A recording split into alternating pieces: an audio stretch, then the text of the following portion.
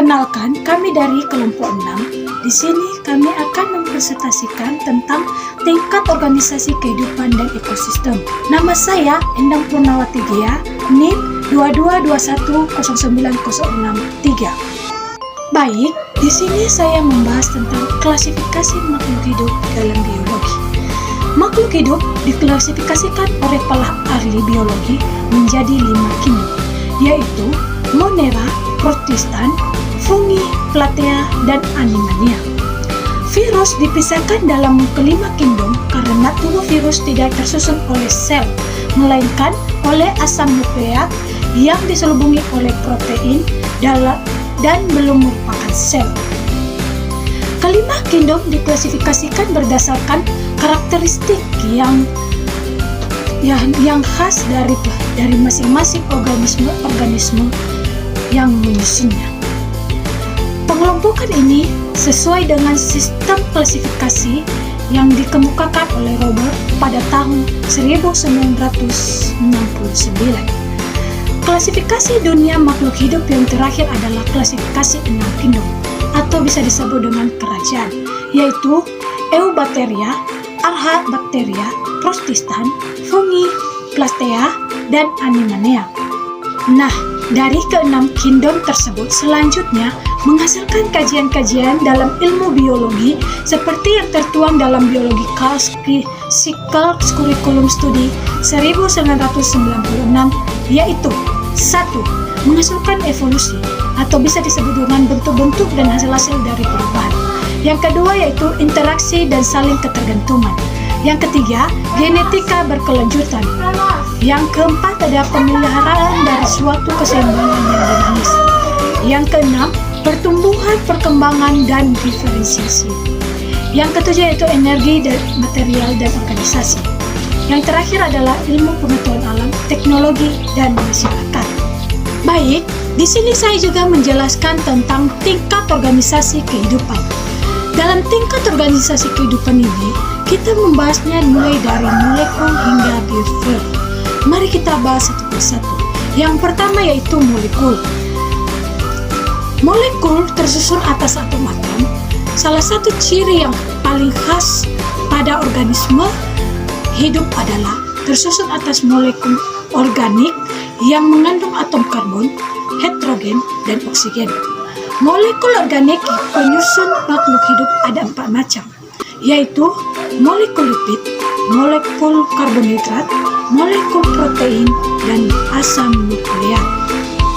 Demikian pembahasan dari saya, akan dilanjutkan oleh penyaji kedua. Hai, perkenalkan nama saya Agnes Widiani Lase sebagai penyaji kedua dengan NIM 222109003. Baik, di sini saya akan membahas tentang sel, jaringan, organ, dan organ tubuh. Sel adalah kesatuan terkecil dari makhluk hidup atau organisme. Sel pertama kali diperkenalkan oleh Lewak pada tahun 1668. Nah, sel terbagi dari 2 jenis, yaitu sel prokariotik dan sel eukariotik, di mana sel prokariotik yaitu sel yang tidak memiliki selaput inti, sedangkan sel eukariotik yaitu sel yang memiliki selaput inti.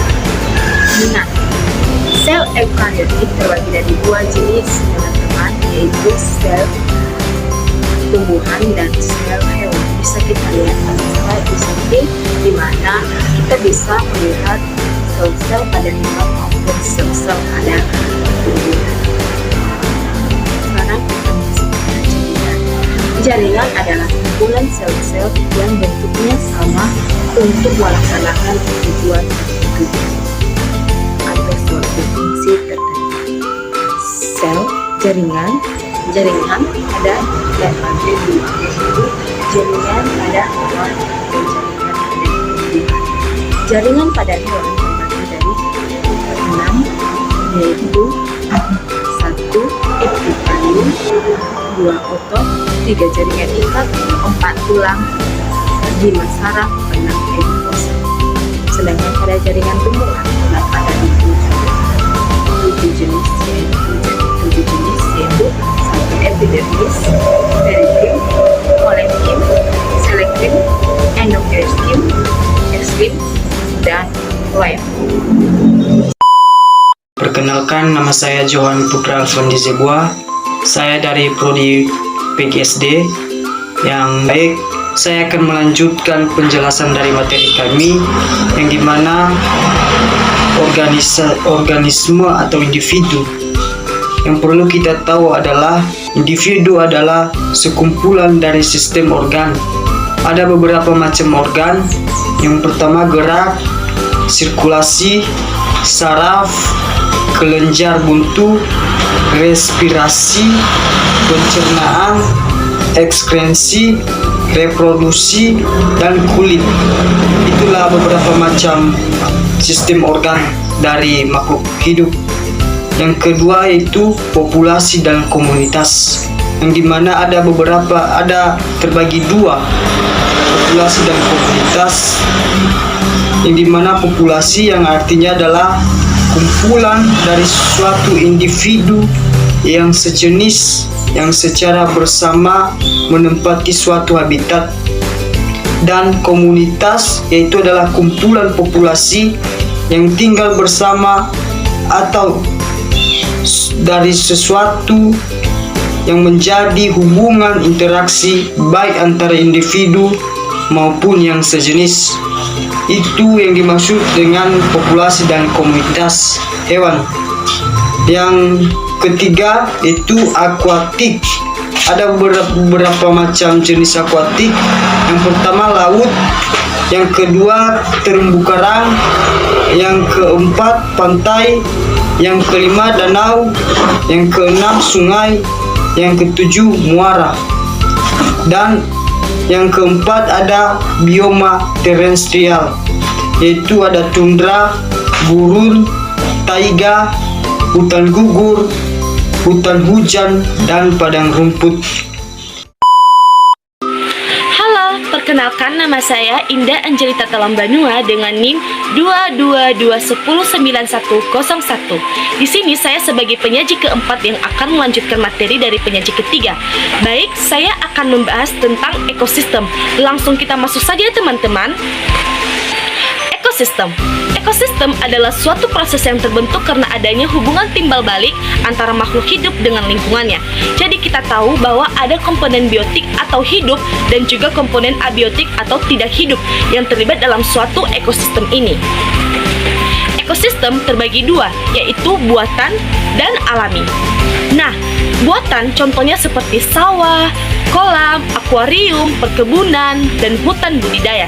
Sedangkan alami seperti sungai, pantai, hutan, laut, dan rawa. Ekosistem yang terbesar di bumi disebut dengan biosfer, yang terdiri dari seluruh ekosistem yang ada di permukaan bumi ini. Nah, komponen penyusun ekosistem yaitu biotik atau hidup dan abiotik atau tak hidup. Biotik seperti produsen, konsumen, detritivor, dan decomposer. Dan abiotik seperti udara, air, tanah, mineral, cahaya, pH, suhu, dan kelembapan. Baik, saya akan membahas satu-satu yaitu biotik, di mana produsen, yaitu kelompok organisme yang dapat membuat makanan sendiri atau autotrof. Contohnya seperti ganggang dan tumbuhan hijau. Yang kedua yaitu konsumen, yaitu organisme yang tidak dapat membuat makanan sendiri atau heterotrof, sehingga untuk memenuhi kebutuhannya tergantung pada organisme lain. Berdasarkan jenis makanannya, konsumen sebagai organisme heterotrof dibagi menjadi herbivora, karnivora, dan omnivora. Yang pertama yaitu herbivora, yaitu hewan pemakan tumbuhan seperti kerbau, kambing, belalang. Yang kedua karnivora, yaitu hewan pemakan daging seperti anjing, elang, harimau, dan lain-lain. Dan yang ketiga yaitu omnivora, yaitu hewan pemakan segalanya seperti tikus, ayam, luwak, dan lain-lain. Baik, kita membahas berdasarkan tingkat memakannya. Pertama, konsumen 1 atau primer, yaitu organisme yang memakan produsen. Yang kedua, konsumen 2 atau sekunder, yaitu organisme yang memakan konsumen 1 atau primer.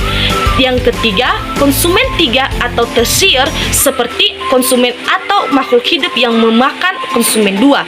Dan yang keempat yaitu konsumen puncak seperti konsumen terakhir atau hewan. Kita membahas berdasarkan tingkat memakannya. Pertama, konsumen satu atau primer yaitu organisme yang memakan produsen. Yang kedua, konsumen dua atau sekunder yaitu organisme yang memakan konsumen satu atau primer. Yang ketiga, konsumen tiga atau tersier seperti konsumen atau makhluk hidup yang memakan konsumen dua.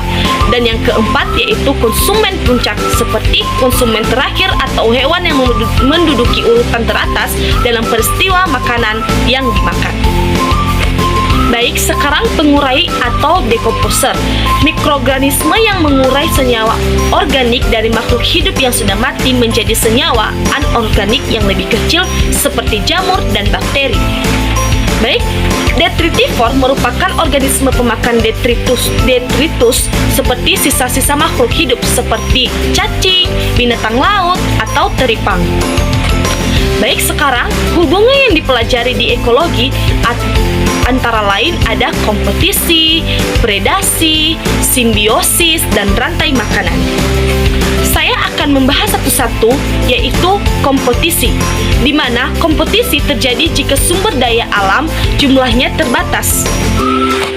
Misalnya, beberapa hewan jantan saling bertarung untuk memperebutkan hewan betina yang akan dikawinkan. Ada macam-macam kompetisi seperti kompetisi intraspesifik, yaitu kompetisi yang terjadi antara makhluk hidup sejenis atau satu spesies. Dan yang kedua yaitu kompetisi interspesifik, yaitu kompetisi yang terjadi antara makhluk hidup yang berbeda spesies. Sekarang, predasi, hubungan antara predator atau pemangsa dan yang dimangsa. Kemudian simbiosis, yaitu hubungan simbiotik antara makhluk hidup yang menjelaskan kerjasama untuk hidup bersama. Macam-macam simbiosis yaitu satu, simbiosis mutualisme, yaitu hubungan saling menguntungkan, misalnya pohon akasia dengan semut bakteri. Yang kedua yaitu simbiosis komensalisme, yaitu hanya menguntungkan salah satu organisme tapi tidak mempengaruhi organisme lainnya. Misalnya ikan remora yang menempel di paus tanpa merugikan paus tersebut. Dan yang ketiga yaitu simbiosis parasitisme, yaitu menguntungkan satu organisme namun merugikan yang lainnya. Misalnya cacing di usus manusia yang bisa membahayakan bagi kesehatan. Nama saya Sepri Manggea. Saya mahasiswa Universitas Nias, Fakultas Keguruan dan Ilmu Pendidikan, Prodi Pendidikan Guru Sekolah Dasar. Baik teman-teman, pada pembelajaran kita kali ini yaitu tentang rantai makanan, merupakan adanya proses makan atau dimakan antara makhluk hidup yang di dalamnya terdapat yang berperan sebagai produsen sampai dekomposer. Nah, teman-teman, yang pertama adalah yang berperan sebagai produsen. Nah, produsen di sini merupakan organisme yang dapat membuat makanan sendiri, atau produsen ini membuat zat organik dari zat anorganik melalui proses fotosintesis. Nah, contoh yang kami berikan pada berperan sebagai produsen ini adalah rumput. Kemudian setelah rumput atau setelah produsen terdapat konsumen satu atau disebut sebagai konsumen primer. Nah, contoh konsumen primer ini adalah belalang. Konsumen primer ini merupakan organisme yang memakan tanaman, atau di mana konsumen primer ini pada umumnya dikenal sebagai herbivora atau hewan pemakan tumbuhan. Kemudian konsumen dua atau bisa disebut sebagai konsumen sekunder, yang dimana contohnya di sini adalah katak. Nah, konsumen sekunder ini biasanya diduduki oleh hewan pemakan daging atau karnivora. Kemudian konsumen tiga ini disebut sebagai konsumen tersier, contohnya adalah ular, yang dimana mereka yang memakan konsumen sekunder, mereka bisa juga memakan konsumen primer. Nah, di sini konsumen tersier ini bisa dikatakan hewan karnivora, di mana karnivora ini bisa memakan karnivora lainnya. Kemudian konsumen kuarter. Konsumen kuarter ini contohnya adalah elang, di mana mereka disebutkan sebagai spesies atau organisme yang memakan konsumen tersier, di mana contohnya tadi adalah elang memakan ular. Nah, setelah terjadi proses memakan, maka terjadi proses dekomposer atau penguraian, yang dimana terdapat beberapa organisme yang bisa menguraikan atau memecah bahan organik seperti sisa-sisa organisme mati. Nah, yang berperan di sini adalah seperti bakteri atau jamur. Nah, kemudian jaring-jaring makanan. Nah, jaring-jaring makanan ini hampir sama dengan rantai-rantai makanan. Namun, rantai makanan ini terjadi karena setiap jenis makhluk hidup tidak hanya memakan atau dimakan oleh satu jenis makhluk hidup lainnya. Nah, contohnya di sini adalah seperti padi, bisa dimakan tikus, bisa juga dimakan burung. Nah, setelah tikus memakan padi, maka elang memakan tikusnya. Atau bisa saja sebelum elang memakan tikus, maka musang terlebih dahulu memakan tikus, baru elang memakan musang.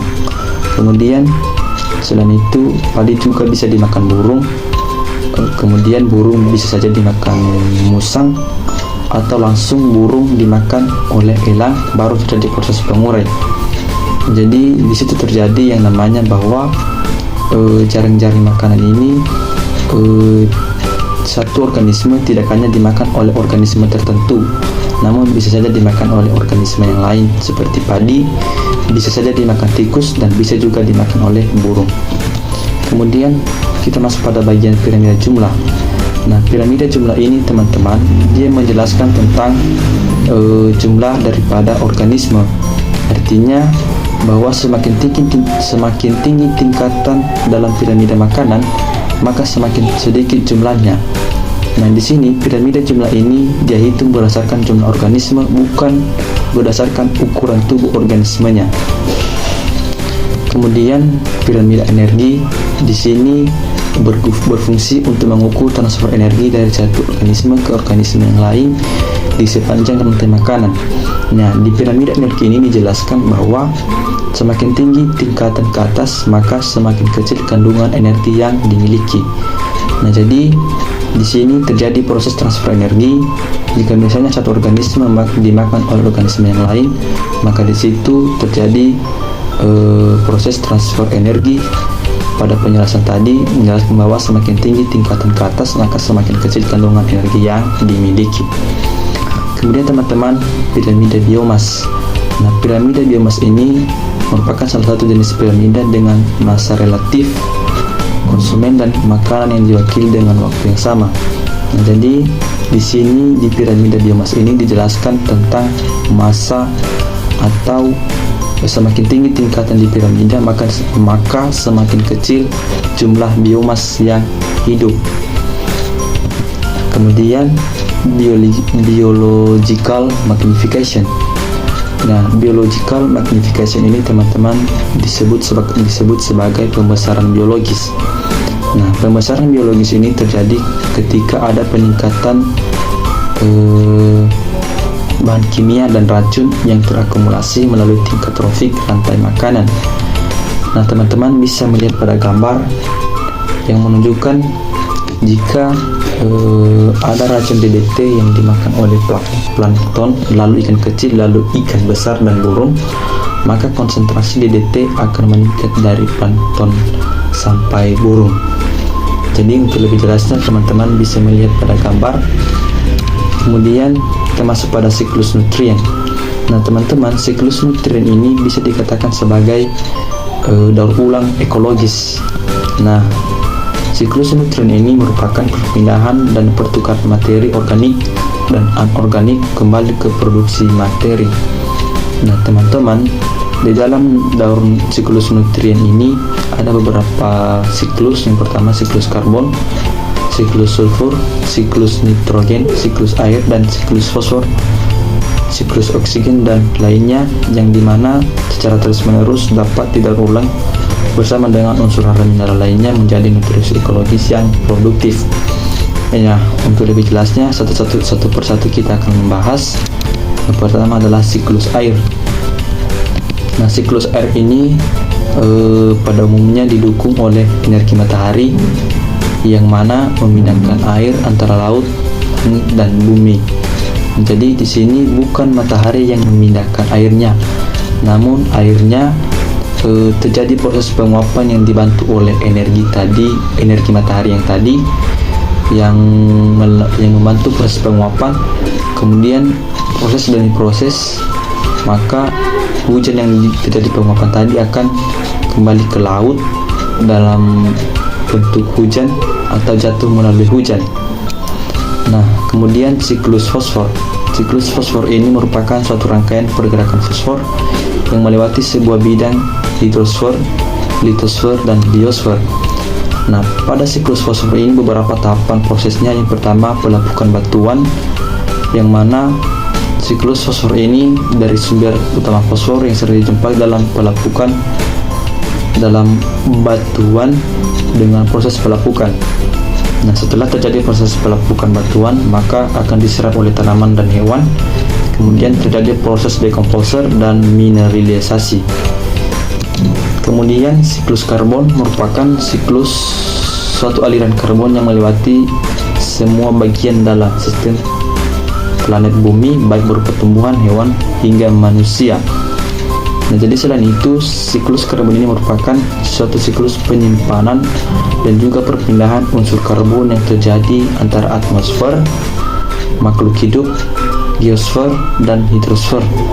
Nah, jadi yang dimaksud dengan atmosfer di sini adalah udara, kemudian makhluk hidup sebagai biosfer, tanah sebagai geosfer, dan hidrosfer disebut sebagai air. Nah, kemudian pada siklus karbon ini, untuk lebih jelasnya teman-teman bisa melihat pada gambar. Kemudian siklus nitrogen ini merupakan suatu proses konversi senyawa yang mengandung unsur nitrogen, yang mana menjadi berbagai macam bentuk kimiawi yang lain. Nah, transformasi ini teman-teman terjadi secara biologis maupun non biologis. Nah, beberapa proses penting dalam siklus nitrogen ini antara lain fiklasi nitrogen, mineralisasi, nitrifikasi, dan denitrifikasi. Nah, teman-teman, Hai teman-teman, perkenalkan nama saya Mei Novita Lase, NIM 22109144. Baik teman-teman, yang menjadi pembahasan saya pada materi saya kali ini yaitu siklus oksigen, efek rumah kaca, dan global warming. Efek rumah kaca pertama kali ditemukan oleh Joseph Fourier pada tahun 1924. Efek rumah kaca digunakan untuk terdapat ada dua hal, yaitu efek rumah kaca secara alami dan efek rumah kaca akibat aktivitas manusia. Efek rumah kaca digunakan untuk naiknya gas karbon dioksida atau CO2 dan gas-gas lainnya yang ada di atmosfer. Efek rumah kaca juga mengakibatkan suhu air laut sehingga air laut mengembang dan terjadi kenaikan di permukaan laut. Teman-teman, ada dua dampak kegiatan manusia terhadap lingkungan, yaitu dampak negatif dan dampak positif. Dampak negatifnya yaitu urbanisasi, industria, Pertamina, dekstolotasi, kehidupan liar, dan penggunaan hutan. Dampak positifnya yaitu pelestarian lingkungan, pencegahan dan penanggulangan polusi, daya alam yang bisa diperbaharui. Teman-teman, sekian dan terima kasih dari materi saya. Yahoo!